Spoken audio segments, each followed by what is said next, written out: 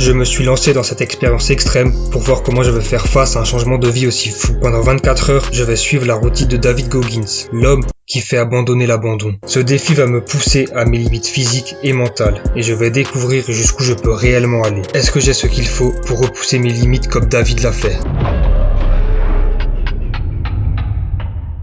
David Goggins, c'est l'homme qui a accompli certains des exploits physiques les plus exténuants au monde. Il a couru 205 km sans s'arrêter, il détient le record de traction avec plus de 4000 en 24 heures et il a survécu à 3 semaines de l'enfer au sein des Navy Seals. Mais ça n'a pas toujours été le cas. À 23 ans, David pesait plus de 130 kg et il n'était absolument pas en forme. Et sa vie était loin de ressembler à celle qu'on connaît aujourd'hui. Mais tout a changé lorsqu'il a décidé de devenir un Navy Seal. Il a alors mis en place une routine quotidienne qui l'a fait passer de la pire forme de sa vie à l'une des meilleures transformations physiques jamais réalisées, et ce, en seulement 3 mois. Et aujourd'hui, je vais essayer de suivre cette même routine, celle qu'il a utilisée avant de devenir un Navy Seal. Est-ce que je vais la tenir ?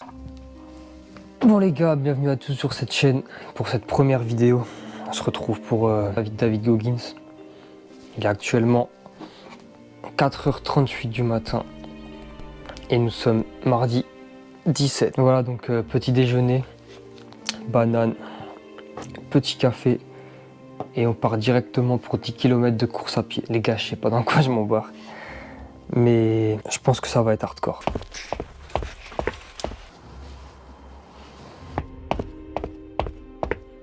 Pour cette vidéo, à chaque fois que je vais aller courir, je vais utiliser l'application Run, l'application de Nike. C'est une application que j'ai trouvée récemment et qui est totalement gratuite. Donc si vous voulez l'utiliser pour vos courses à pied, je vous la recommande. Honnêtement, elle est assez précise et je dois dire qu'elle m'a bien aidé pour tourner cette vidéo.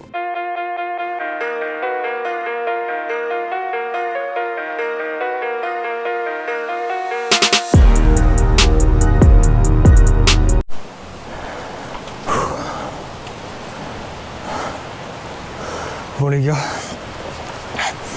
je suis à plus de la moitié du premier run.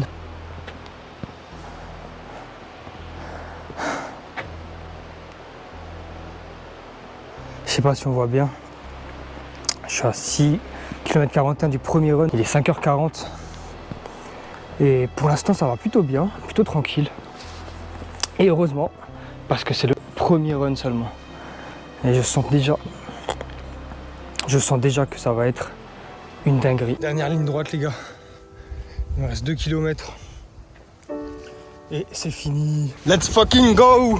I'm back, motherfucker! Bon, premier update les gars. Premier run terminé. Il est 6h14, je sais pas si on voit. J'ai terminé le run à 6h09. 10 km de 1h12 de temps je crois. Et voilà, premier run terminé. Pour l'instant ça va. Encore heureux parce que c'est le premier. Mais bon les gars, moi là-bas je suis pas un mec de la course à pied. Mais bon, mentalité David Goggins. En plus de ça, je me suis envoyé un bon leg day juste dimanche. Donc il y a 2 jours, on est mardi. Donc même avant d'avoir commencé, j'avais déjà des courbatures. Mais c'est pas une excuse, les mecs. David lui a fait un leg day la veille d'un ultramarathon de 160 km. C'est dit dans son livre. Donc pas le droit de se plaindre. Allez, je vais prendre ma douche et on passe au déjeuner. Et pour le petit déjeuner, je vais me préparer 2 œufs, un bol de flocons d'avoine avec du lait de coco, un verre de collagène et bien sûr un grand verre d'eau pour bien démarrer la journée.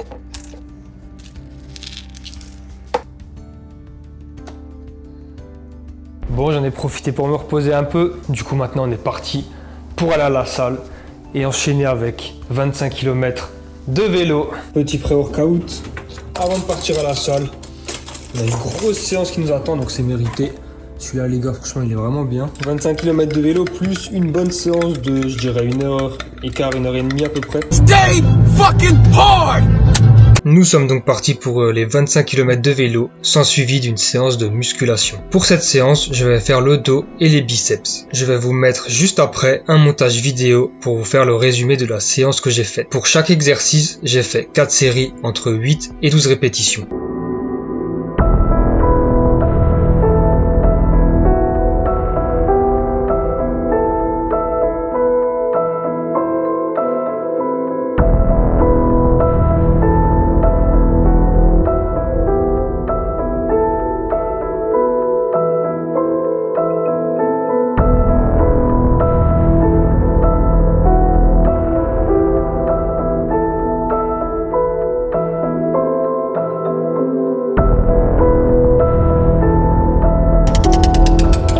mec, je sors de la salle. J'ai fini 25 km de vélo ainsi que la séance musculation. Petit check-up, j'ai vraiment ressenti la fatigue sur la fin de la séance de muscu. Je pense que c'est dû au manque de glucides. Je pense que c'est aussi dû à la redescente du pré-workout. Là, je quitte la salle et je vais rentrer tranquille et me faire à manger.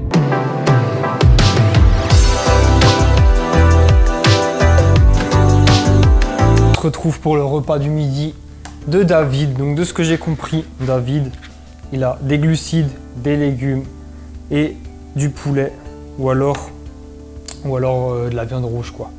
Donc en gros, il a une source de protéines, les légumes et des glucides. Donc là, pour le repas du midi, moi, j'ai mis du quinoa, un trio de poivrons et des brocolis. Ouais. Et bah, du poulet blanc. Tout sec, rien ajouté, bien sain. Et voilà, bon appétit les mecs. Il est 13h54, très exactement. J'ai terminé de manger, j'ai fait une petite sieste de 20 minutes. Là, je bois mon petit café et on passe pour la suite du défi. Donc pour la suite, là, normalement, David Goggins, ce qu'il fait, c'est qu'il fait 2 km de natation. Mais comme je n'ai pas de piscine, moi, je vais partir sur 5 km de marche avec 20 kg sur le dos et en montagne.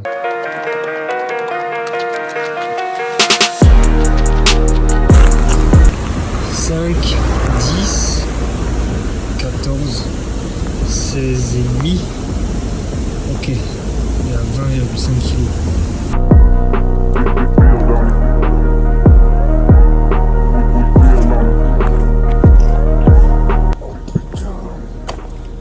Putain les gars, c'est pas possible, je me suis trompé dans les poids. Bon les gars, nous on se dirige dans la montagne qui est là-bas là.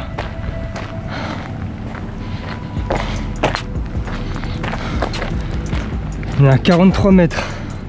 Wow. Putain, je pensais vraiment pas que ce serait aussi lourd 20 kg dans le sac. J'ai vraiment l'impression d'avoir 40 kg littéralement sur le dos. Là. Il y a vraiment du dénivelé là. Et avec les 20 kg, ça m'arrache vraiment le dos. Je sais pas si on voit le dénivelé à la caméra. Mais en tout cas, c'est en train de m'arracher la gueule. Oh putain. Non, en vrai, les 20 kg sur le dos, c'est horrible. C'est vraiment horrible. C'est en train de m'arracher les trapèzes et les ischios. À combien je suis? 1 km 57. Allez, on y est presque. Faut pas lâcher. 1 km à pied. Ça use, ça use. J'aurais dû aller à la piscine. Oh, c'est l'heure. Bon, 2 km 50. C'est l'heure de faire demi-tour. Waouh, j'ai plus de dos. J'ai le dos en vrac. Les jambes ça va, par contre je suis vraiment content. Par contre les gars, si vous vous souvenez, je fais une séance d'eau ce matin. Bon allez, on fait demi-tour. Bon, quasiment de retour, quasiment fini. 4 km 5, encore un petit kilomètre et c'est terminé. J'ai qu'une hâte, c'est poser ce sac. Les gars, j'ai plus de trapèze. Je sais pas si on va voir. Je sais pas si on voit là la caméra. Mais putain, 20 kilos, ça commence à parler. Wow. J'ai le trapèze en feu. J'ai enfin pris une petite heure pour avancer sur mes projets, mais honnêtement, la routine de David est tellement intense physiquement qu'elle n'est vraiment pas optimisée pour moi. Je n'arrive quasiment pas à travailler à cause de la fatigue accumulée. Je pense que cette heure sera la seule que je pourrai consacrer à mon travail. J'ai pris ma petite collation, j'en ai profité pour bosser un petit peu. Là, il doit être quasiment 17h, 16h55. Donc là, les gars, je vais partir pour le deuxième tour de run de 10 km. Mon corps me dit il me dit stop, il me dit mec dors littéralement, mais je vais y aller. Je vais faire ces 10 putains de kilomètres et la journée ne sera pas encore finie. Bon les gars, là je suis quasiment à la moitié, quasiment à 5 km, mais là ça commence vraiment à taper. Ça commence vraiment à taper dans le mental là.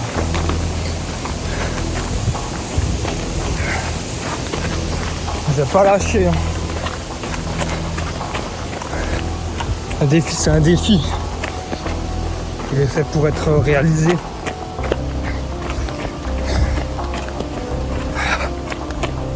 Et là, ouais, ce run commence vraiment à être dur.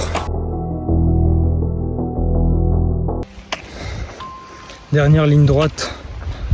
Je suis quasiment à 8 km. Encore 2. Là, c'est vraiment que du mental. Véritablement, quand je cours, je ressemble vraiment à un zombie. J'aligne juste un pied devant l'autre. Et j'éteins mon cerveau, c'est tout. Fin du deuxième run. Ah là, les gars, c'est chaud, je suis mort. Je suis éclaté. Vraiment, les 5 derniers kilomètres, c'était en mode zombie. Vraiment zombie. Que au mental. La journée n'est pas finie, c'est ça le pire. Mais je vais aller manger, prendre une petite douche, manger. Et ça ira mieux, je pense. Je serai d'attaque pour finir cette putain de journée. Maintenant, j'aimerais partager avec toi quelque chose que j'ai appris cette année et qui prend tout son sens en vivant ce défi. Les gars, on n'a qu'une putain de vie. Cette phrase, je pense qu'elle est devenue tellement bateau qu'on en oublie tout son sens. Et surtout toute son importance parce que les gars, on n'a qu'une vie. Genre quand je te dis ça, t'as pas envie de faire une dinguerie. Et pourtant, même en sachant cela, beaucoup trop de gens passent leur temps à procrastiner, à dormir jusqu'à 11h et à niquer tout ce temps qui est très précieux au final. Mais ce que je trouve vraiment triste, c'est qu'aujourd'hui, la plupart des gens sont guidés par des normes. Les normes que l'on nous impose. Et au final, j'ai l'impression que c'est même plus nous qui vivons nos propres vies. On est là, on vit notre vie en mode automatique, pilote automatique, sans jamais se remettre en question. Imagine que depuis la naissance, on te dit que la réussite, c'est de compter les grains de sable. On l'aurait tous fait sans se remettre en question. On aurait compté les grains de sable et en pensant que la réussite viendrait.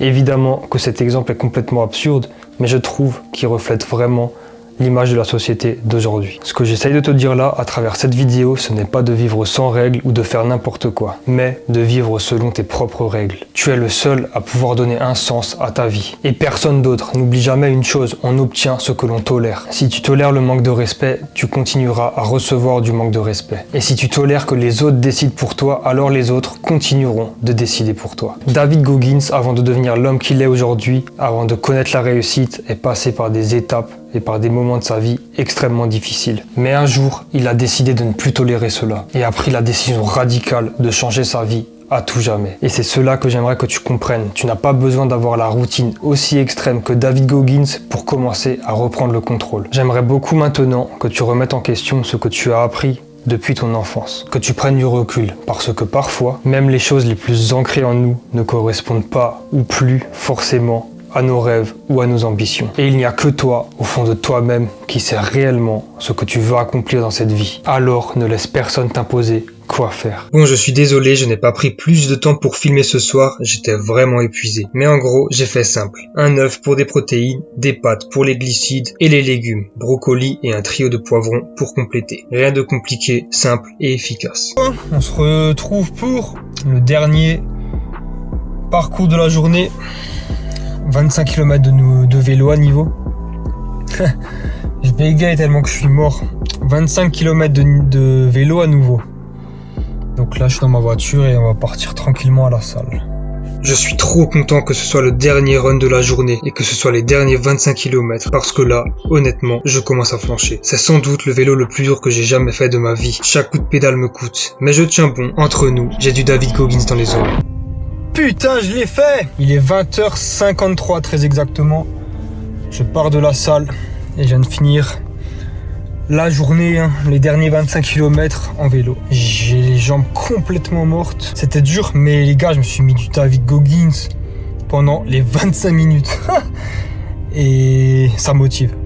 Bon, petite conclusion de fin. J'ai découvert surtout avec ce sport-là que peu importe combien c'est difficile, peu importe combien ton esprit te demande d'abandonner, d'arrêter, tu peux toujours y aller, quoi. Même si à la fin tu fais pas par pas et que tu ressembles plus à un zombie qu'à un mec qui court, tu peux toujours donner un peu plus, tu vois. Tu peux toujours aller au front et lutter mentalement. En tout cas, il y a une notion que j'aimerais beaucoup vous transmettre, qui m'a beaucoup aidé moi, c'est que lorsque ça devient difficile, il faut débrancher, éteindre en quelque sorte son cerveau et continuer à avancer. C'est vraiment la technique que j'ai utilisée. Voilà en tout cas ce que j'aimerais que vous reteniez vous, parce que moi c'est ce que j'en ai conclu, c'est qu'il faut surtout pas laisser la peur ou la douleur nous retenir, quoi. Il faut continuer à avancer, repousser ses limites. Parce qu'à la fin, ce qui compte réellement, c'est de toujours continuer à avancer, même lorsque tout paraît impossible. Et si moi je peux le faire, vous pouvez également le faire, les gars. Donc voilà, pour une première vidéo, j'espère qu'elle vous aura plu. En tout cas, si mon discours te parle et si mon contenu te parle, n'hésite pas à t'abonner et à poser un like pour soutenir mon travail. Ça me ferait plaisir. Et ça, bien sûr, ça me motiverait à continuer les vidéos, à faire de nouveaux défis, de nouvelles expériences. Toujours, évidemment, dans le développement personnel et dans le dépassement de soi.